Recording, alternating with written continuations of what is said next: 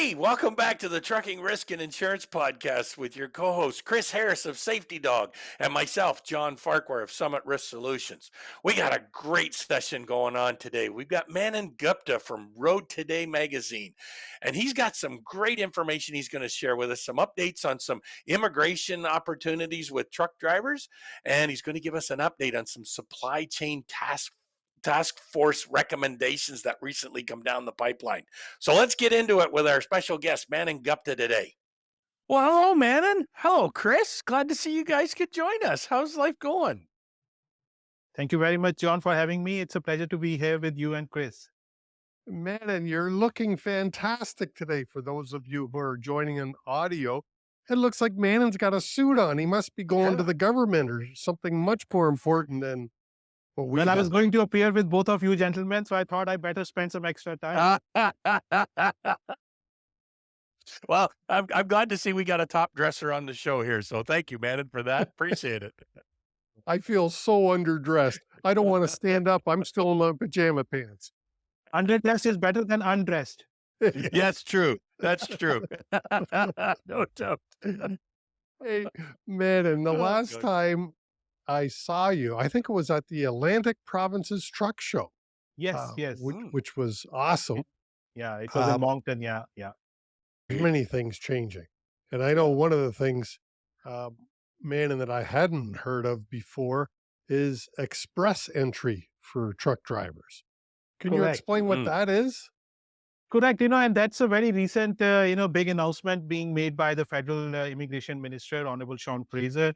We all know, that there is an acute shortage of professional workforce within so many different sectors. Trucking is one of them. So on November 16th, the Honorable Immigration Minister added transport truck drivers in one of those occupations, one of those professions, which are eligible for express entry. Express entry is a unique pathway wherein people can apply for Canadian immigration to become permanent residents if they meet certain criteria. So prior to that, transport truck driver was not included in that profession list. So 16 new professions have been added, and I'm pleased to mention here that transport truck driver is one of them. So it will open the pathway to become permanent residents. It will open the way to fill in the vacancies in trucking and transportation industry, because if there is an acute shortage of 28 to 30,000 professional truck drivers, it does impact our supply chain and the flow of goods and movement. Yeah.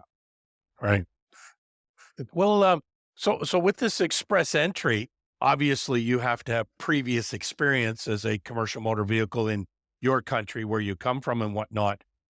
Does this mean that these drivers would still be required to go through the licensing process here in Canada through the provincial jurisdiction that they land in? Yeah, absolutely. The MELT program will always be on the top of things.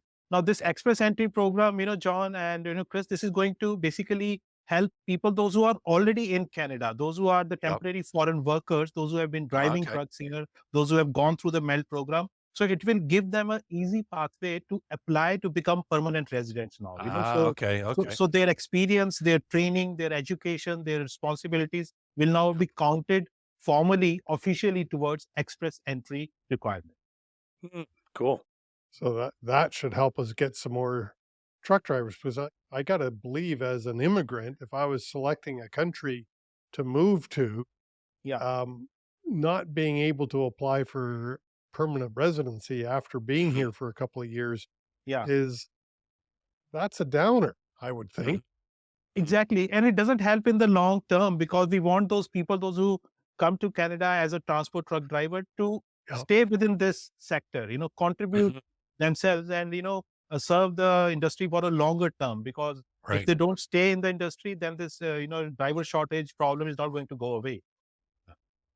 Will there be a requirement for them to stay in the industry for a certain period in order to maintain their residency status, or not necessarily? No, not necessarily. There are no restrictions once you become a permanent resident. People can move, to different provinces. People can change their professions, occupations, and people do that all the time. It's not necessarily transport truck drivers. A lawyer can become, move on to a different section, a different profession, and so it's for transport truck driver. And also the fact, John, that within trucking industry, there are a lot of non-driving jobs available. Say, for example, a transport truck driver wants to go into safety and compliance, or become something to, serve a white collar job. Why not? Yep.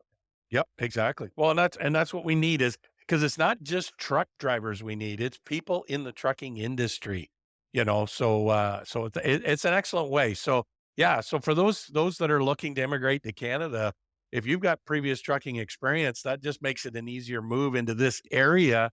Get your license upgraded, get into the role of truck driving, and you've got a guaranteed job. There's no Yeah, doubt about that. And then the opportunity of a fast tracking of your permanent residency. correct, correct. Now, Cool. this may be an unfair question. So Okay. I'll start with that first. But what additional responsibilities would a trucking company have, or hurdles might be the other way to say it, that would a trucking company have when they wanted to hire somebody in this program? Well, these the programs, the temporary foreign workers, the foreign driver program is regulated through the ESDC department, Employment and Social Development Canada. So it's a very cumbersome process. It's not an easy process to get the permission to hire foreign workers under transport truck driver occupation. You have to have, met certain criteria, the employment standards, and your basic, what kind of business volume you do. But having said that, the process is called LMIA, Labor Market Impact Assessment. So if there is really a need and you can't get your vacancies fulfilled from local residents, local people, those who are already in Canada, whether they are permanent residents or citizens, then the ESDC issues you a positive LMIA. So I'm hearing out from some internal stakeholders that the federal government is trying to ensure that only those trucking fleets get benefit of this LMIA process or temporary foreign worker process. Those who are legitimate carriers, those who are not misusing some of the misclassification business schemes out there. So, and they're also trying to make sure that only those fleets can take advantage of this program. Those safety record is exemplary high. This is good to hear. Yeah. Yeah, and sorry, I'm smiling now because you brought up one of John and I have a favorite topic at the moment. So I got myself trapped already, right? So well, no, it's actually one of the things that you said you would address. okay. And so what I heard you say, and correct me if I didn't understand it correctly, carriers that are using the Driver Inc. model would not be able to use the foreign worker program.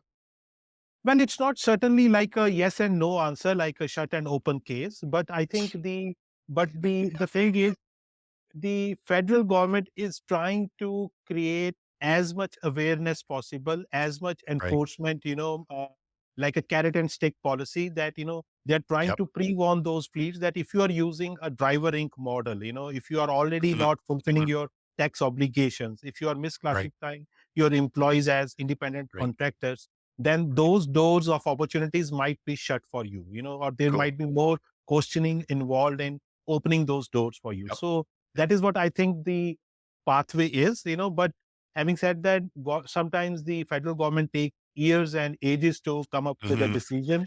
Like Yeah. we just Yeah. recently saw the announcement of 250,000 penalty to employer those who was using Driver Inc. It was 5 years in the making. The Canadian Yeah. Trucking Yeah. Alliance and so many other stakeholders, they have been really advocating for tough enforcement. So finally, the announcement was made by Honorable Labor Minister Shamus O'Regan Jr. Earlier this month. Well, and one of the things is people in the industry needs to understand, we have this foreign worker program.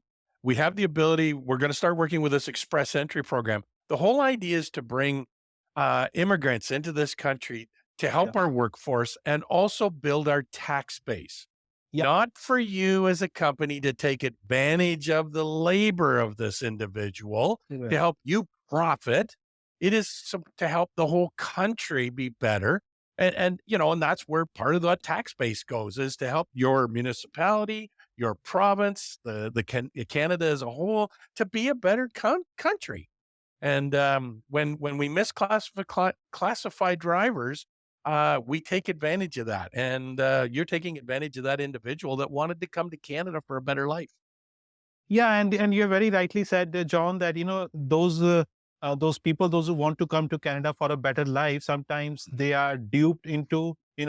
unhealthy work conditions. They are not paid as per the norms. They are not even paid their vacation pay, overtime, Yep. Yep. hazards pay, and very soon there will be there is a provision for the federally regulated carriers to offer 10 days of sick leave. Yes.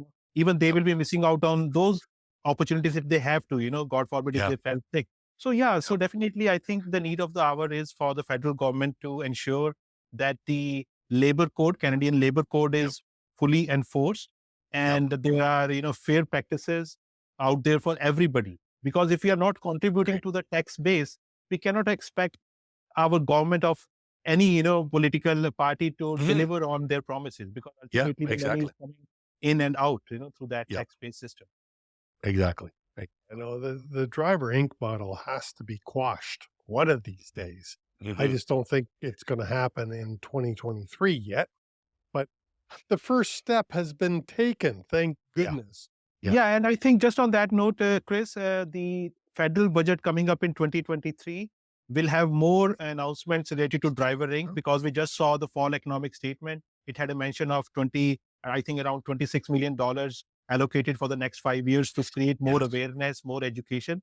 But the very fact that driver Inc. was being able to be included in the fall economic statement, it itself shows that the federal government has finally waken up to the advocacy needs put in Yeah. together by trucking industry. Yep. Yeah. So Boy, nice. as you say, it's been a long time. You said about 5 years? Yeah. At least since I've been hearing about driver Inc. since 2017, end of 2016, the CTAs of the world, they have been advocating, lobbying hard. Yeah. Exactly. Yeah. It's been around a lot longer than that. Uh, maybe not as the driver Inc. model, but certainly 30 years ago, I know owner operators were using um, sole proprietors. They were paying Yeah. cash basically to sole Yeah. proprietors. It's something that's been in this industry for a very, very long time, and it Yeah. should be eradicated. Well, if there is something like if people are using loopholes, if they are abusing the tax code, or if they're abusing Mm. the system due to lack of enforcement, you cannot blame them. The No. enforcement has No. to be on the top of things. If Yes. you Yep. if you are driving without a license on a highway, nobody stops you. Without insurance, you will keep on driving unless you are Yep. caught. So Exactly. it boils down to enforcement, and Yep. enforcement has to be foolproof.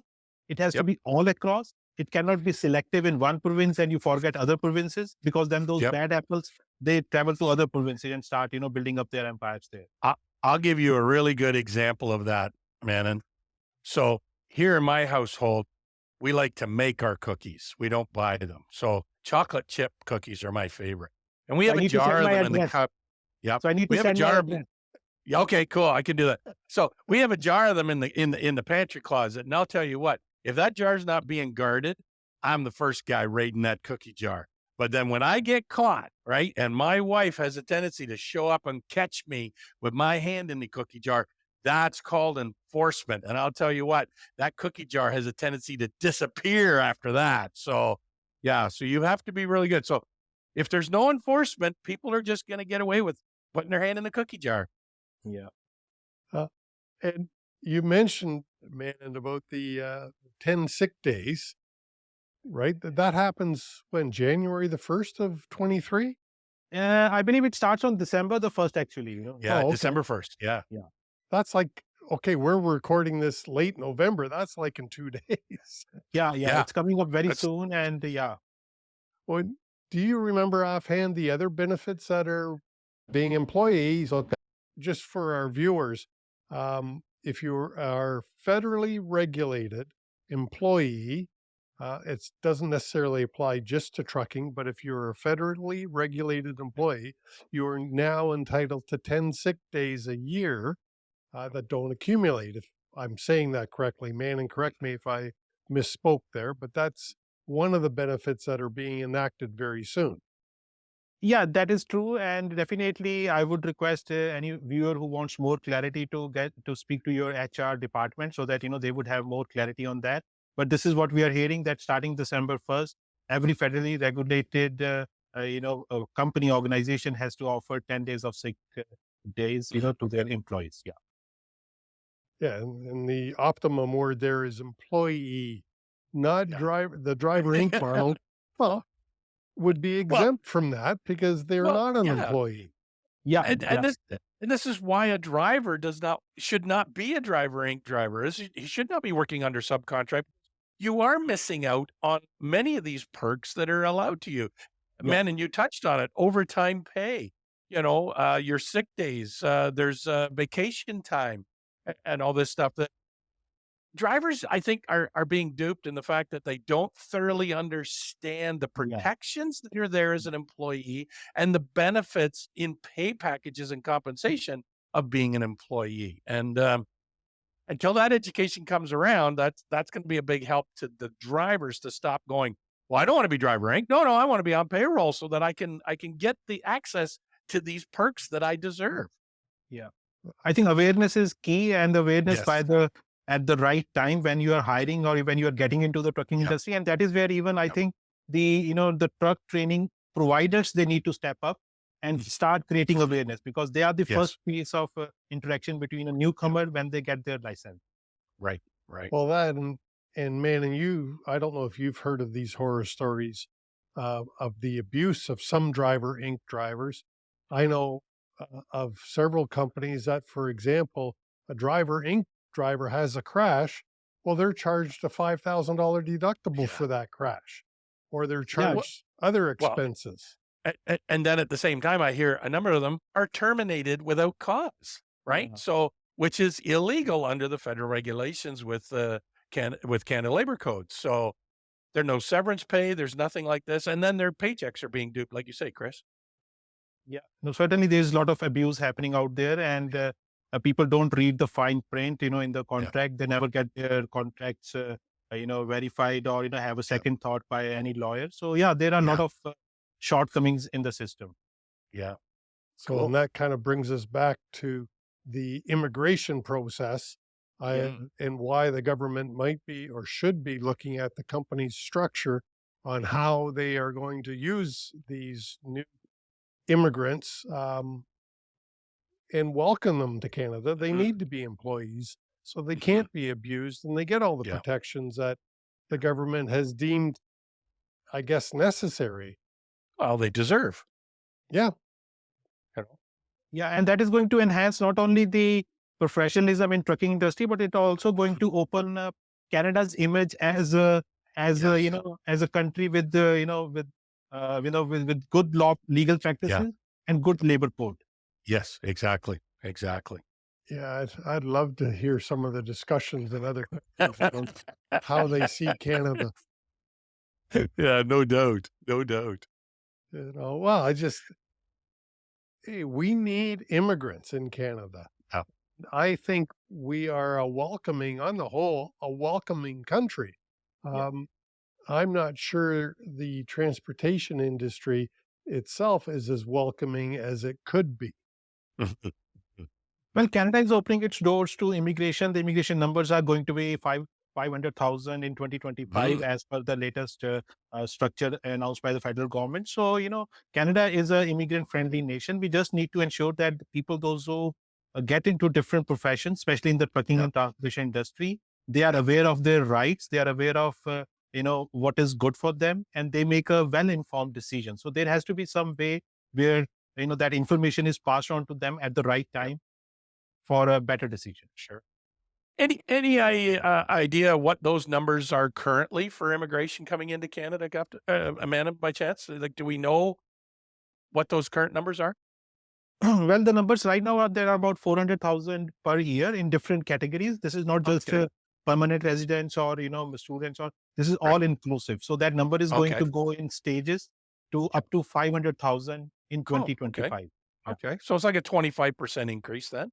Yeah. And the reason is, John, that the government of the day is realizing the fact that it is the immigrants, those who are filling in the labor shortage gap. They are the ones who are making sure that things get manufactured, shipped, and they are also, immigrants are the most consumers. So because they are adding to that middle class and the new buying class. Well, And this was no different, really. Might be a little larger scale, but it's no different than if we go back, oh my God, 100 years. Absolutely. The immigrants that came into North America, and I'll say North America because there was a lot in the US, to help build this region, Yeah. Canada and the US. So it was Yeah. needed. The Irish were coming into town, the Italians were coming into town, and a lot of them were all fighting and carrying on and hated each other. I think every generation hates immigrants no matter what, but we need immigration. We need to grow the country. It's booming and whatnot. So, nobody's having enough babies to make this happen. Yeah, the fertility rate is very low of traditional Canadians. So Yep. definitely the immigrants are going to fill in the gap over there. And they're Yep. also contributing to the tax base. They are Yeah, making sure big that time. our economy is thriving, whatever Yep. is the percentage, but still they are contributing a lot. Well, Yeah. and Canada's been known as a very large country with a very low population Yeah, for the size of the landmass, certainly, So, certainly. yeah. I'd help out bring more babies in, but unfortunately, I've been cut off. Wife says no more. Yeah. Good luck. Hey, Manan, just for John, I should say, I somewhat disagree with your comment as when you said we all hate immigration.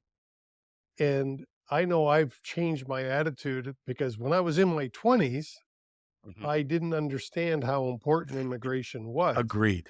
And, Agreed. Now that I'm an old fart, I think I've Yep. changed my attitude to immigration. And I wonder if that's not Yep. this experience speaking.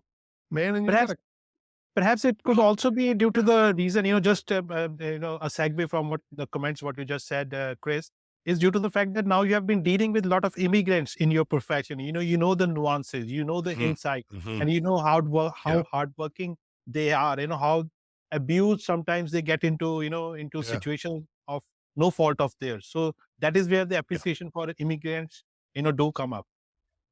Yeah, no, the abuse of immigrants is a Well, I think you're right, Chris. It's education. Yeah. It's education. There's no doubt about it. We need better education on that because I agree with you. When I was younger, it was like, immigrants. What do we need immigrants for? Well, for crying out loud, I'm only a third generation Canadian. My great grandparents were immigrants that came to this country from Scotland, so we need these people. It's the only way you're going to grow this country. Oh, damn, John. Now you and I got to fight. You're Scottish. I'm Irish. That's not a good mix. Do you want me to do the moderating? Yeah. Or I should go away. Yeah. You know what? I think we're just going to sit here and drink. Oh, man. We'll fight over the bottle. Yeah. Yeah, well, we could do that. Man, and we're coming up onto a 30-minute thing here. What other topics would you like to address? Well, there's so much things happening in the trucking, transportation, and supply chain industry. The supply chain task force has just given its 21 recommendations, and I do hope that those recommendations are strictly adhered to and some action happens there. Because if we really want to unclog our supply chain with delays at the ports, at the borders, we really need to have a collaborative approach. Federal government has to work with the provincial governments, and so is with other stakeholders. The delays at the borders are unacceptable. We need to open up our fast enrollment centers. We need to make sure that training incentives are offered for newcomers to embrace trucking and transportation. So yeah, there are a lot of things which our policymakers, our decision makers, they need to push forward in a timely manner. Well, we got a few more minutes. Give us an example of the one of the 21 recommendations. Well, like I mentioned, the enrollment centers like the free and secure trade fast card, which is a very important tool available for truck drivers. But the fast enrollment centers have been shut down since COVID. We are not having the nexus interviews being held. The delays, the congestion at the ports, at the borders is impacting the quality of life. When there is no service center, where there is lack of parking, when there is no incentive available for people to embrace trucking, because training costs are becoming exorbitantly high with the MELT program. A truck driver who used to get trained in a $1,500, $2,000 cost, now it has gone up to $8,000 to $10,000, and that is also not enough. So the government really needs to help those people, those who want to join trucking, by offering some tax incentives, by offering them, funding, so that we can attract women, we can attract people of color, we can attract, our, native communities, and everybody to come and be part of a solution. Yeah, no, well said, man. Because Agreed. y- Agreed. I love trucking, and I think this is the best industry in Canada to be employed in. And sometimes we make mistakes as an industry. Of course, mistakes do happen, but if there is a will Yep. to move on, learn from our mistakes, and get ourselves loaded with knowledge, the thing which you both have been providing through your podcast, through your, blog, definitely kudos to your effort, because it takes a lot of time and attention to put this together, and the whole goal is to create awareness. So that is where, we Yes. at MoveCom Media, we also, try to make sure that our readership across the country, coast to coast to coast, they get the best information from our Right. editors, from our trained staff, those who are committed to deliver with quality journalism. Perfect. Oh, man, thank you so much. Your contact info is in the show notes down below.